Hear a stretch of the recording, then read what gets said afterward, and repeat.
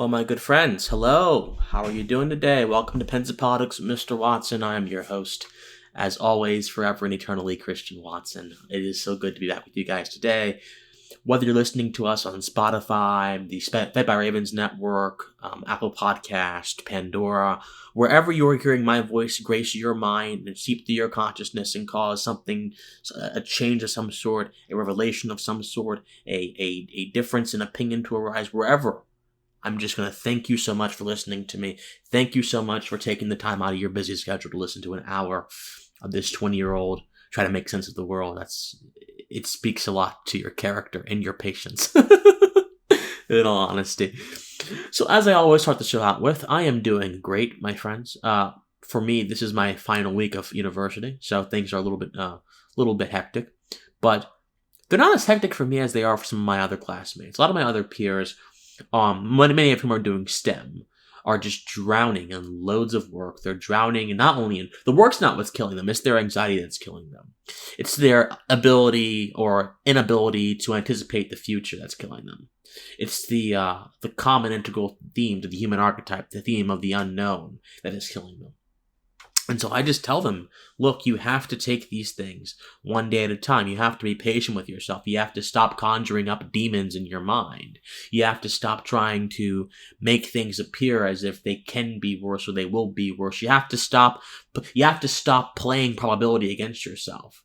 Because probability really is only the estimate of things that could be. And likeliness of things that could be, not things that are. You have to focus on what is first, then proceed to what that is going to be. So if any of you are dealing with stress, because this is Thanksgiving week, and COVID has really stricken the fun, the joy out of the Thanksgiving holiday, at least in the sense of our ability to celebrate it, I would just say, look, my friends, worry not, keep the faith, remain inspired, and always remember, you have something to be thankful for. And we'll get to that. I'm going to do a Thanksgiving Day special. I'm going to do that. It'll be up on Thanksgiving Day, Thanksgiving morning. And if you guys want to listen to that, I would encourage you to. I'm going to go through the history of Thanksgiving, the philosophy behind it, and how we can be thankful amid such a raucous and just chaotic year that 2020 has been. But before we can get to the fun stuff, we have to talk about the grueling stuff. So, Joe Biden has announced, this has been a very, very hectic week in news too. Joe Biden has announced that he is going to nominate Antony Blinken as his Secretary of State, or he's expected to. He has not announced, but he's expected to nominate Antony Blinken. I'm going to explain to you why that nomination is very dangerous for anyone who cares about world peace, anyone who cares about the proper role of government and war, anyone who cares about being against anti-militarism, anyone who cares about physical responsibility, anyone who cares about anyone who cares about anything that does not involve blowing up the Middle East, blowing up the world, or trying to instill virtue through force. Blinken is dangerous. We'll also talk about, and this will constitute most of the show, my experience at the Walkaway Atlanta rally. This weekend, Saturday, I was in Atlanta at CNN headquarters and over at the state capitol for the Walkaway rally, also known as the Stop the Steal rally, and so I'll give you my thoughts. It was an interesting time. I got to meet some interesting people. I had some interesting conversations. It was a fun time. I would do it again, and yeah, we'll talk about it. We'll talk about it today on this episode of Pensive Politics with Mr. Watson. All right, guys. So, Antony Blinken. So, Joe Biden is desperately trying to ensure that his cabinet is set so that when he assumes office in January 2021, because he will assume office, guys. I'm sorry. If you think that, look, I know a good bit of my listenership probably believes the election was rigged and that Joe Biden has no chance of assuming office. Well, I'm sorry to burst your bubble, but he will assume office. He will be certified as the President of the United States. He need not be your president, but he will be the United States president. And that is a reality we all have to face. I didn't want it to happen. Joe Biden, or at least what he stands for, what he represents, is an anathema to everything the founders fought for, everything that is predicated and enshrined within the tenets of natural law, everything that is predicated and enshrined in tenets of my natural rights. What Joe Biden stands for is against our ability as human beings to live and flourish as we want according to our own standards. So worry not, I am not someone who is an apologist for Joe Biden. I didn't want the man to win. But reality is an objective concept. Reality does not, this is not some sort of Cartesian mind warp where I can just dream and think things into reality. This is not some sort of new age schema where I can just attract my desires through the laws of the universe. The law of attraction, which says that if you think it, it'll come to you. That's not what this is. This is an objective reality that can be measured, tested, and prodded, that can be known. And we are all fighting and racing to understand the underpinnings and the foundational principles of this reality through discussion, through political action, through thinking, through acting, just acting in general in life, through everything we do. Everything we do is in some way, shape, or form related to finding out the true nature of reality, even if we don't know it. So ultimately, if I'm going to be a warrior for objective reality, I must say Joe Biden appears to be the president of the United States. There's no way to cut that. Now, what we can do in this objective reality is fight against the terrible appointments, fight against the baleful policies that he will put forth ultimately, and fight against the eldritch, just dangerous influence of a Kamala Harris. Eldritch Christian? She's not mysterious. Kamala Harris is a chameleon. She's a chameleon. Seriously. She's a chameleon. I got tongue-tied a little because I don't say that word very often. Boy George did, though. Karma Chameleon. That's a good song. But she is such a chameleon that a lot of her desires are unknown. They are mysterious. They may even be a little bit alien to us because of how cunning she is. But, so Antony Blinken. So he's putting forth his cabinet, and Blinken is one of his people, and he's going to keep announcing things as days go on. And the theme of his cabinet is it's going to be the most diverse cabinet in the history of the United States government. The most diverse cabinet. Yes, I'm serious. So there's an article out from AP News saying Biden expected to tap Antony Blinken for Secretary of State. And in that article, it mentions that Biden has pledged to build the most diverse government, this is a quote, in modern history. And he and his team often speak about their desire for his administration to reflect America. He is being watched to see whether he will make history by nominating the first woman to lead the Pentagon, the Treasury Department, or the Department of Veteran Affairs, or the first African American at the top of the Defense Department, the Interior Department, or the Treasury Department. So, Joe Biden is more so looking for racial diversity than the diversity of ideas. Everyone who Biden is nominating, especially Blinken, they are centrist and they are linked with the Obama-Clinton group. He's not nominating any far-left progressives, although so it does not appear. He's not nominating anyone who would seem to diverge from his archetype. Biden is nominating people precisely for the kind of needs he needs them to be. He is doing precisely what he said he would. He's going to be a quote-unquote unifier, but he's going to unify in a very confined sense, a very restricted sense. Biden, my friends, Biden will not unify in the sense of, oh, I'm going to bring people of different ideologies and frameworks within my administration to have a holistic governing approach. No. What he's going to do, he's going to unify a certain segment of his base around his government, and then try to use that as a pulpit, as a soapbox to instill change. That is what Biden's MO is. That's what his MO is. And so Blinken is a microcosm, an effect, a result, a consequence of that misled desire. And so Blinken, just for you guys who do not know who Antony Blinken is, he served as Deputy Secretary of State and Deputy National Security Advisor during the Obama administration. So he was very close with Biden as well. And the AP News article says, if nominated and confirmed, he would be a leading force in the incoming administration's bid to reframe the U.S. relationship with the rest of the world after 4 years in which President Donald Trump questioned long-time alliances. That should concern you. Look, for all of his faults, President Trump was a lion in the area of foreign policy. His actions brimmed with the courage of a lion. When it came to NATO, Donald Trump said, look, America came in this compact so we could stop the rise of a fascist regime. But we did not come into this compact so that we could subsidize your defense systems while you spend billions of dollars on untenable, principally unsound, socialized medicine and social safety net regimes. Pay up. That's what President Trump said.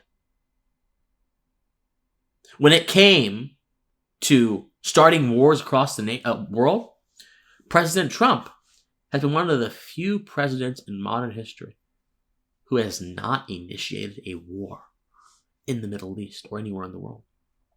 He has dropped bombs, yes. He did drop Moab on ISIS. He did bomb Assad's bases in Syria. And guess what? When he did that, I was very disappointed. I didn't like that whatsoever. And those are inexcusable. To bomb a sovereign nation, that is just inexcusable. But, to my knowledge, President Trump has not started a new war. Contrast that to the Obama administration, to the belligerent Obama administration. Barack Obama promised, before he got into office, that the first thing he would do was withdraw us from the war. That is the first thing he would do. Take that to the bank. Well, guess what? We took it to the bank and we couldn't cash the check. It bounced. The check bounced. The check bounced, man. And now our credit history is down the tube. It's asinine. The fact that all 8 years of the Obama administration has been marked with war. All 8 years. He is the only two-term president to have that distinction. All 8 years was marked by war. I don't understand that. I don't get that. And so, when you hear someone from the Biden camp saying that this guy is going to restore the United States relationship with the world, what he's really saying is this guy is going to return America to the heights of its former imperialism, or its current imperialism. That's what you hear. That's what he's saying. We're going to keep bombing countries. We're going to keep destabilizing countries. Now, of course, people are like, oh, Christian, you're strawmanning. No, I'm not. This is precisely what occurred under the Obama administration. And this is precisely the principles that these people are claiming Blinken will bring. And if Blinken brings those principles, you better believe America's standing in the world, even if it is adulated by the United Nations or adulated by whatever body of vain consenters and assenters wants to say, the people who we are bombing, the people who we are destroying, the people whose lands we are destroying, people who we are killing, they won't see us any differently. The primary reason why America couldn't wage war on terrorism, other than the fact that it was trying to wage war on it now, which is a bad idea in the first place, but in a more strategic, practical sense, was because the people in the areas that we were waging war in didn't trust us. They saw us as the invaders.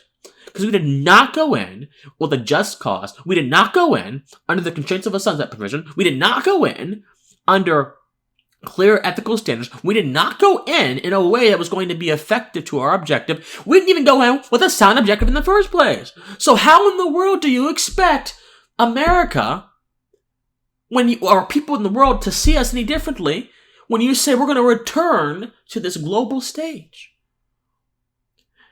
And so, one of the dangerous things that I think Blinken poses is this idea that America needs to force democracy on the rest of the world. Blinken said this in September. Democracy is in retreat around the world, and unfortunately it's also in retreat at home because of the president taking a 2x4 to its institutions, its values, and its people every day. Let me read that again. Democracy is in retreat around the world, and unfortunately, it's also in retreat at home because of the president taking a 2x4 to its institutions and its values and its people every day. Really, a 2x4.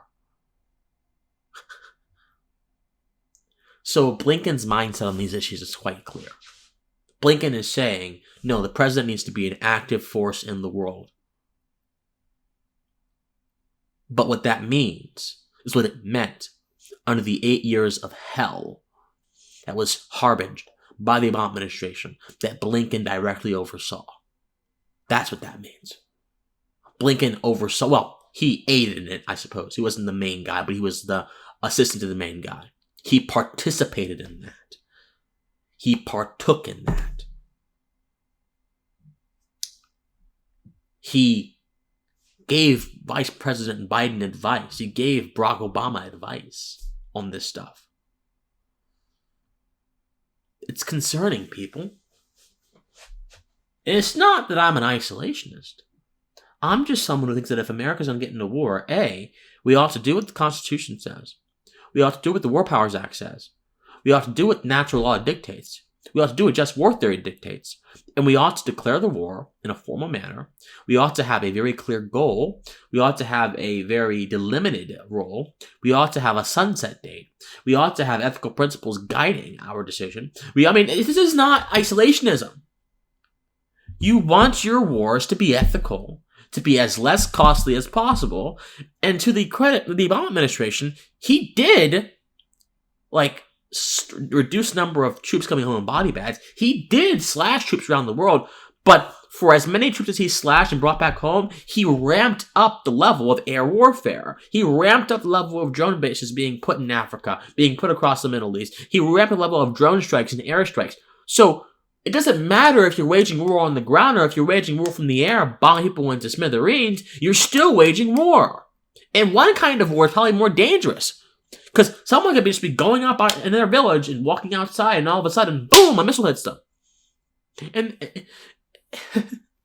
seriously. War is not a popular thing. War is not a good thing. It should be avoided at all costs, my friends. But Blinken, going to be the Secretary of State, that's going to pave the way for more tensions in this world than anything else. The chief diplomatic officer of the United States of America should not be someone who oversaw and aided and abetted most of a decade of endless war. That's the biggest thing. That's the concern. But also, it's this rank idealism that Blinken possesses. It's this rank idealism that I just can't stand, people. This idea, although I suppose it's more of the content of the idealism itself. This idea that democracy is in retreat. First of all, you understand, democracy is a false term, people. Democracy is a false term. There is no benevolent democracy. As the founders have said, as political theorists for ages have said, as the ancient Greeks, some of them understood, democracy is simply, as Ayn Rand understood, democracy is simply the shifting of hands over to a larger mob that then impose their arbitrary will upon the rights of, forget the minority, the individual. Most folks are like, oh, well, the minority. Forget the minority. How about the individual? The individual, as Ayn Rand said, is the smallest minority. How about them, the individual? Me. I don't care about being a part of a minor group. I am myself. I am a rock.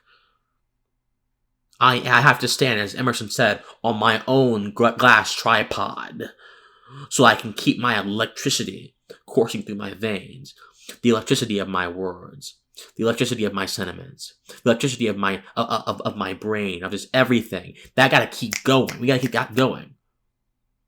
But that's gonna be under assault with the ideas that Blinken is proposing. So it's not just the war that bothers me. It's his notion that he thinks that he can impose democracy through force.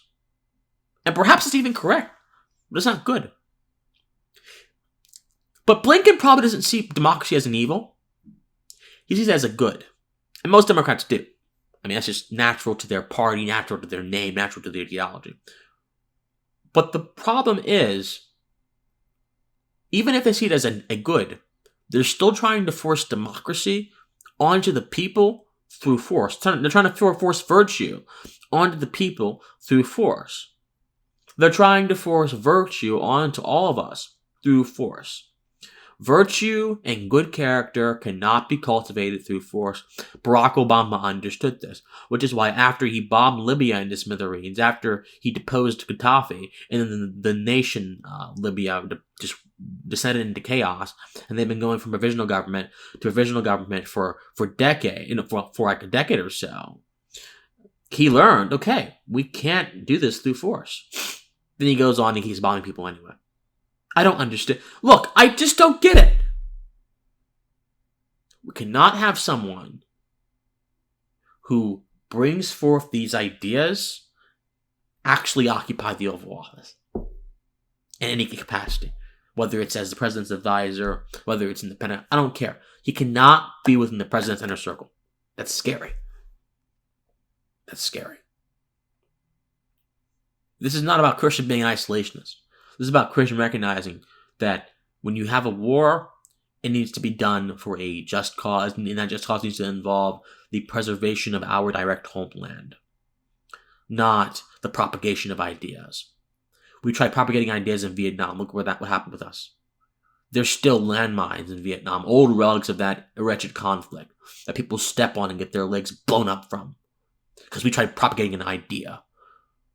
Why are we propagating ideas through force? Good ideas will be accepted through voluntary association, through conversation, through debate. Well, Christian terrorists don't care about debates and conversation. Okay, that may be true. I agree. So why not enable the people, the governments, in which the terrorists operate in, to fight the terrorist? Well, Christian, the governments are state sponsors of terrorism. Okay, so if the government is going to sponsor terrorists, do you think you're going to do anything but embolden terrorists or embolden the government who's sponsoring them by continuing to attack their assets? What is wrong with you people? What is wrong? I don't get it. I just don't. I am oblivious to this kind of mindset. Well, you're an isolationist. No, I'm not. I just want America to go to war responsibly. I don't want us maintaining an empire abroad. I don't want us trying to field virtues around the world through bombs and through force, which, as the reality says, does not work. I just don't want us doing things that are vile in the name of things that are supposed to be good. That's it, people. That's it. And Antony Blinken is going to be a continuation of everything that happened in the past 8 years. So, it's a shame. It's an absolute shame. All right, guys, we're coming up on our break. I encourage you, please subscribe on YouTube, Apple Podcasts, Spotify. Leave us a review on Apple Podcasts, please. It helps me a lot. If you're listening to my voice, people listen to this podcast, I know they do. I need you to subscribe, to like, to comment, to share anywhere, because this message is dynamite. We have to get it out there. We have to spark that pensive flame within the hearts of people around this nation. So, I will see all of you in a little bit, okay? I'll see all of you in a little bit. We're here on the Fed by Ravens Media Network. I love all of you.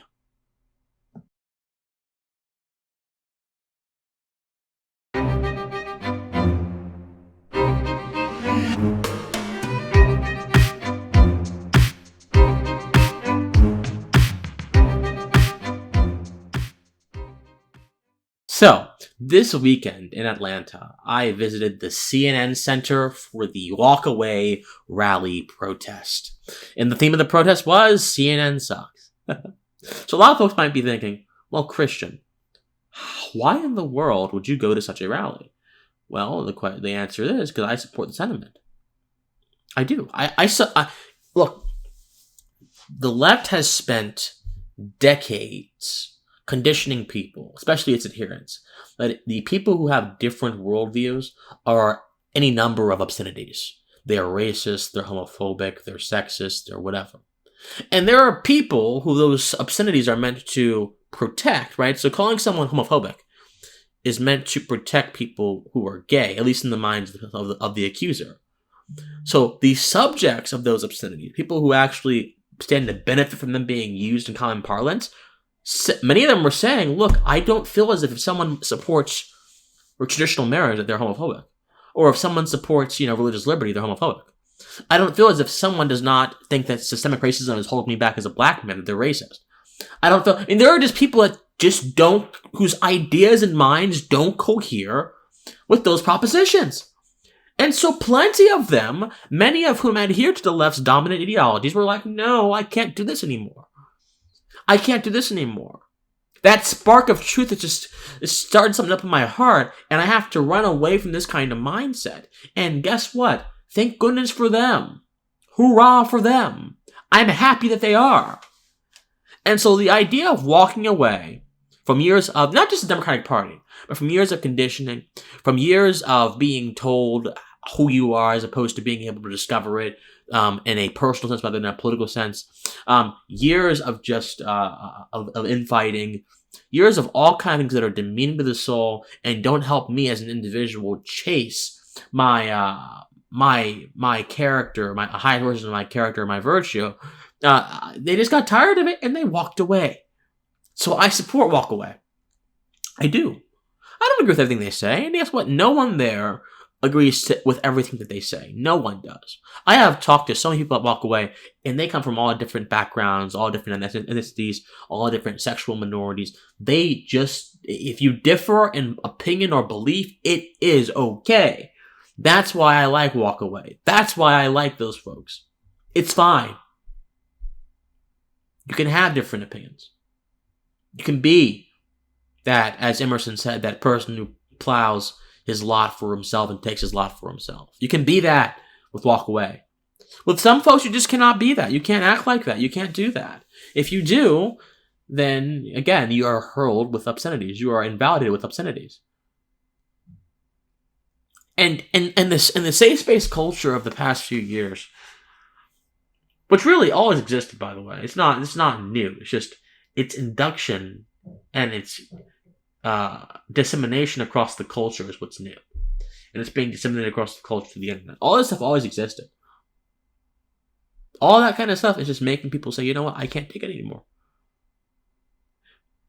And the politically homeless person is going to eventually gravitate to the most resonant thing to them. What resonates most with them and to them. And for Walkaway, that is conservatism, libertarianism, Republican Party, things like that. So I went out there to show my solidarity, my support, to pour out love onto that movement, to just tell them that, you guys are doing something that is intellectually, philosophically, and spiritually righteous. You are blazing that fire of truth just through this disinformation. You are breaking shackles of disinformation. You are breaking manacles of depression. You are breaking strongholds. You are shattering illusions. You are shattering falsehoods. That's what I like to see in the political context, because politics these days is predicated upon the dissemination and the creation of falsehoods. Machiavelli knew this very well. He knew that you had to divert the people's eyes to what they think they want, to their sensations, to appeal to their sensitive soul rather than their rational soul, as Aristotle would say. Machiavelli knew this very well.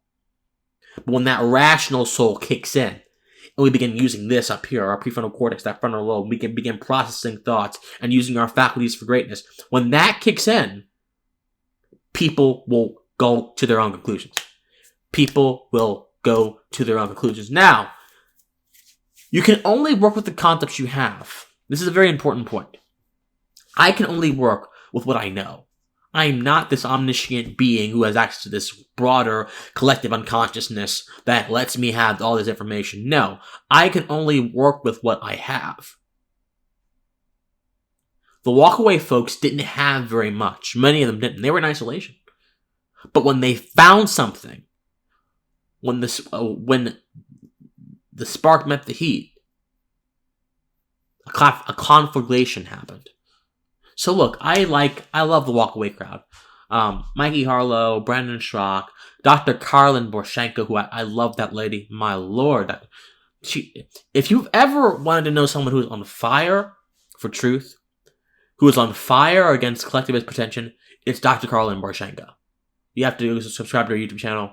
I'm hoping to have an interview with her eventually. Well, that's the plan, at least. We're hoping to do an interview eventually on her channel. I'm going to talk to her about my experience with critical race theory and leftism and things like that, because I have had a lot of experiences with that myself. Although I never walked away because I was never a part of the Democratic Party establishment, I have had a ton of experiences with leftism and the perils thereof within my university setting. So I would love to talk to Dr. Carlin Borshenko about those things. That'd be awesome. But these are folks that are motivated by that fire of truth. You gotta get that. You gotta appreciate that. So I arrived in Atlanta. I got up around 6, I think. I arrived in Atlanta around 8. I had dinner with a friend. Then I went over to the CNN Center, parked my car and everything. Parking is terrible down in Atlanta. It's just terrible, man. But still, it's COVID, so I found spots. I arrived at the rally, and it was very hard. It was very easy to see the blaring sirens, the Trump signs, Trump flags. It was easy to identify, okay, these are the people that are walking away. These are people who are vivaciously walking away. Hey, that's a good thing, brother. That's a good thing, but it's a good thing. It's a good thing. So I walked into the crowd. I had my mask on, of course. And I'm just listening to these people speak. Shamika, Michelle, Brandon Schroff. They're just bellowing out righteousness. Most of them, at least. And I'm thinking to myself, this is not a grift. This is not a illusion. They are not feigning outrage. They are not feigning passion. This is the result of passion that has been kept down within the depths of their soul and their mind for generations upon generations upon generations, for years upon years, that germinated into this beautiful blossoming tree of righteousness that just came out and said, bam! That's what I heard. I didn't hear mere anger. I didn't hear fake ideas. I didn't hear fake sentiments. I didn't hear grifting, as is colloquially called. I didn't hear that. I heard righteousness come out like a river. That's what I heard. I heard people say, even though I am black or I am gay, I refuse to believe I'm a victim. I refuse to accept the notions of determinism that so many in academia have. I refuse to sit here and subordinate myself to the past. I refuse to believe that time is not linear. I refuse. It ain't gonna be me. I refuse to believe that that I'm still paying for what happened to my ancestors. I refuse to believe that all white people are guilty or all black people are guilty or whatever. I refuse to believe in racist collective guilt. I refuse to believe in that nonsense. I refuse to endorse racism under a different kind. I refuse to endorse this sort of anti-racist, pseudo-scientific nonsense. I refuse to endorse this nihilistic behavior that is happening on the left. I refuse.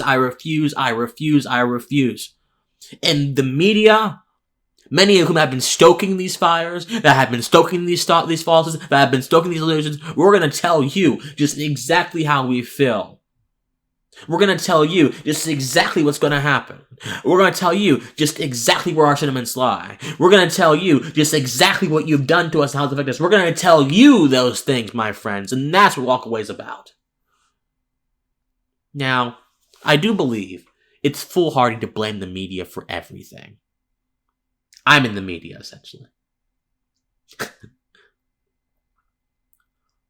But I think the better term is legacy corporate media. Or maybe just legacy, because corporate doesn't really matter. Legacy media. People who once had a gatekeeper mentality hold over information.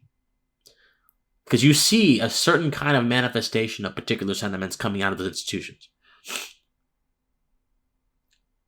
But what I wish had happened at the Walkaway rally, I wish the focus had not been merely on CNN. Because CNN is powerful and everything, although they're losing viewership every day. In fact, there's a question as to if their company even survives into the new year or into the next year. CNN, okay, I get you. I know why you're upset at CNN, but I don't think they're the right people to be upset at. I think the media as a whole is a culprit. But be upset at the academics that labor under these false assumptions about humanity and the world. Be upset over the activists who labor in these assumptions and then use policy to enact these assumptions into reality. Be upset over them. Don't be upset over CNN. Don't be upset over MSNBC, because they only disseminate, media. They only disseminate information. Monica Michelle, she said in the rally that media is the intervening substance through which information is conveyed to the senses. Yes, that's correct. So that means my phone right here is a form of media. My camera, my microphone, all of it, they are forms of media. So we can't use the broad definition of media to indict the entire idea. The concept of media is bigger than news institutions. But so that part of the rally was good. So I made Dr. Caroline Poroshenko, I take a picture with her. Then after that, we go over to the state capitol. Now, the state capitol, they're holding the Georgia State Capitol, holding a much bigger rally.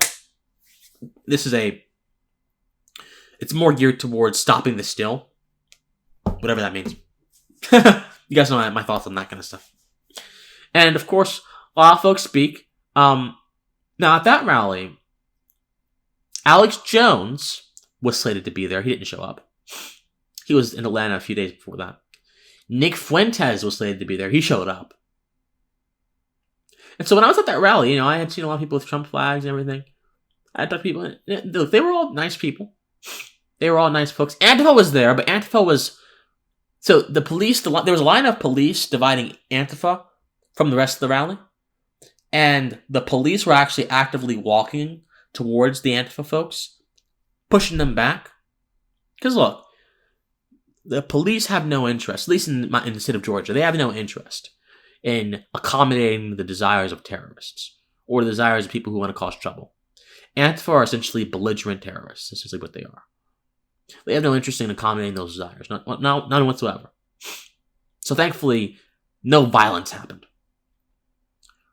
So I talked to people, and I happened to go over to Nick Fuentes' little rally, because there were two sections of the protest. There was the main stage, then there was Nick Fuentes' little group.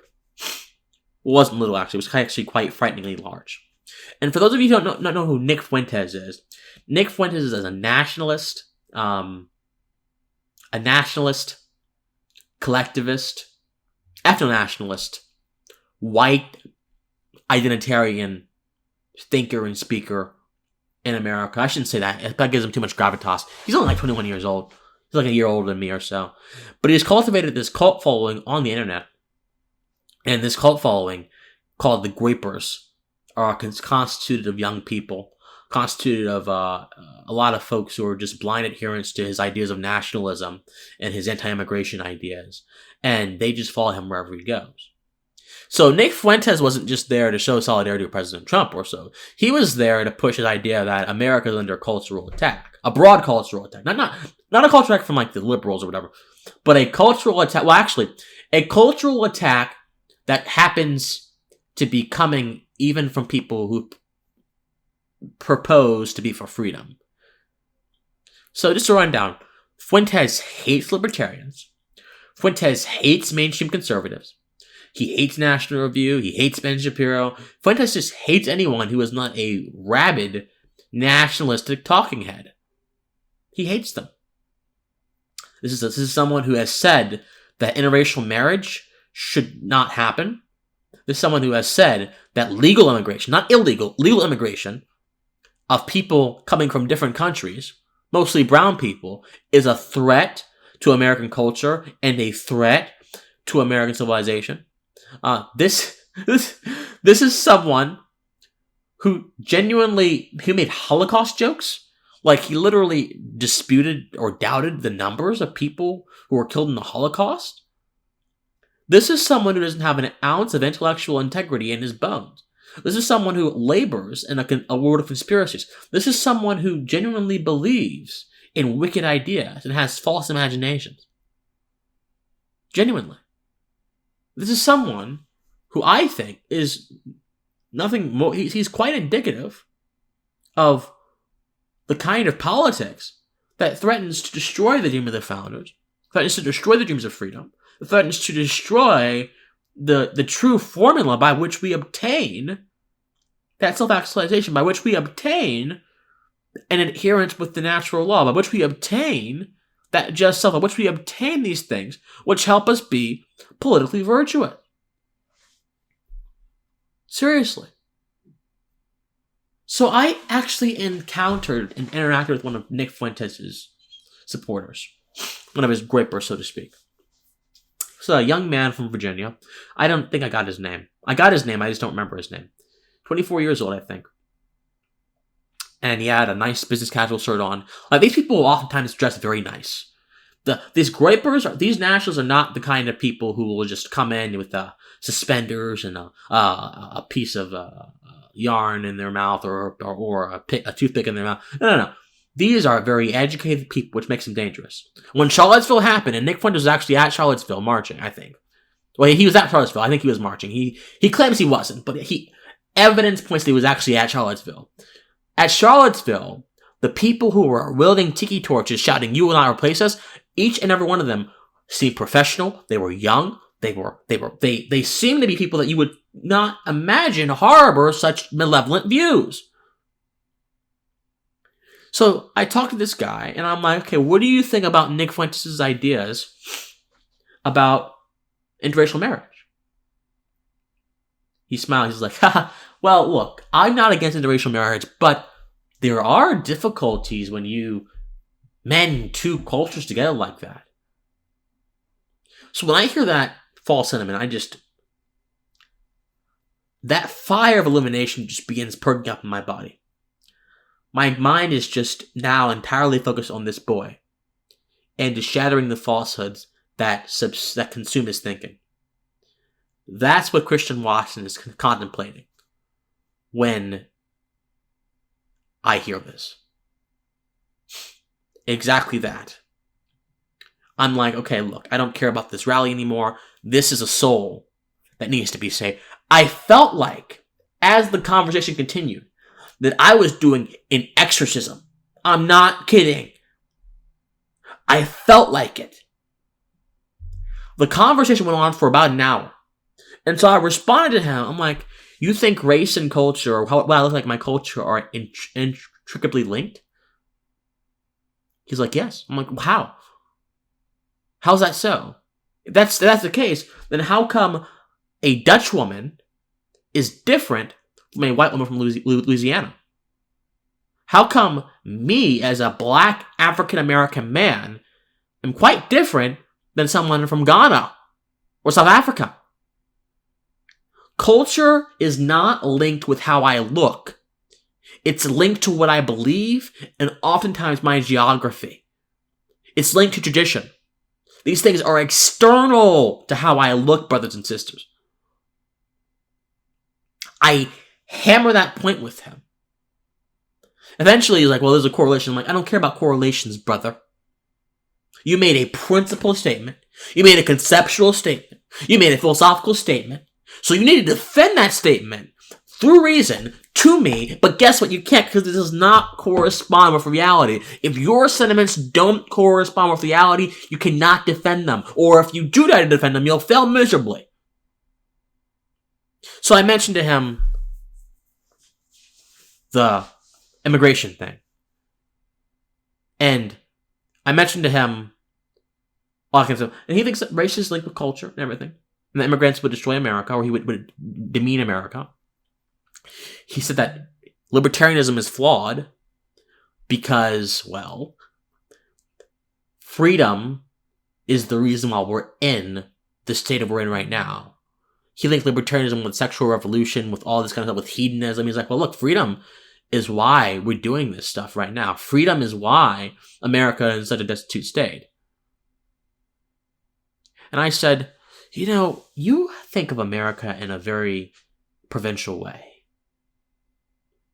The Amish are not out there being sexually revolutionized.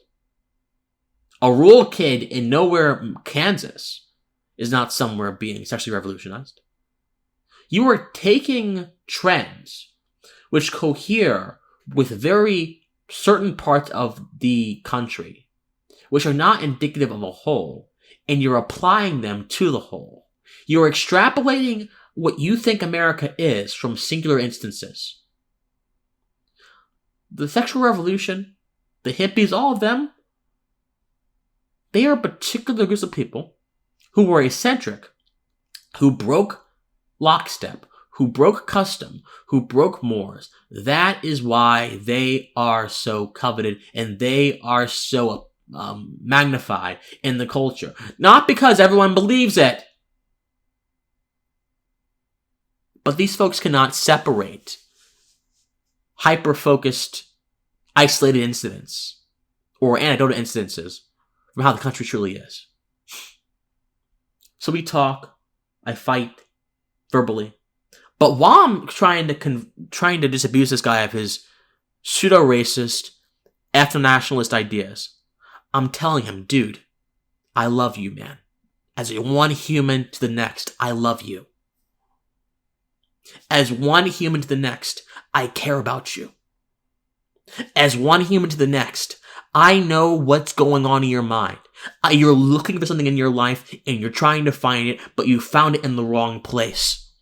And the words that I'm saying to you, the words that are being exchanged right now, I'm just, my friend, don't take them as a means to destroy you or hurt you, but to help you find yourself again, to revitalize yourself, to do some restorative therapy on your mind and your consciousness. I love you.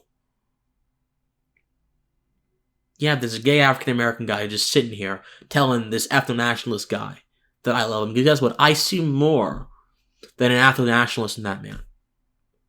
I see someone who's lost, who found inspiration in the wrong places. And of course, by the end of our conversation, he has no more arguments left. Not because I'm so good, but because when you hit people with the truth, they will eventually come to accept that they can't push back against it anymore. Yes, they can ignore what you said. They can pretend they didn't hear it. But the truth is absolute, it is resolute, and it does not abide by mediocrity. It does not abide by false standards. It does not abide by subjective experience. It does not abide by my own mind. It abides by the composition of this very world, people. Fuentes doesn't get that. The Groyper I talked to didn't get that. But guess what? Their actions are bound by objective laws and principles that must cohere to that idea. It must.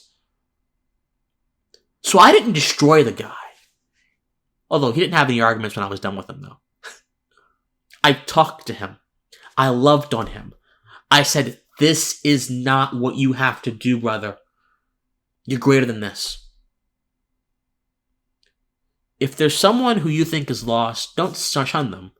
Talk to them and give them the truth. And I promise you, it'll leave an imprint on their mind. All right, guys.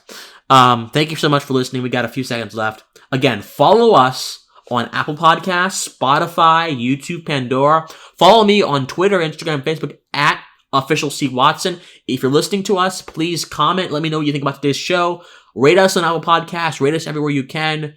Christian Watson is my YouTube channel and everything. All right, guys. I love you. And as always, please, forever and eternally, stay pensive. Have a nice day, guys. Thank you.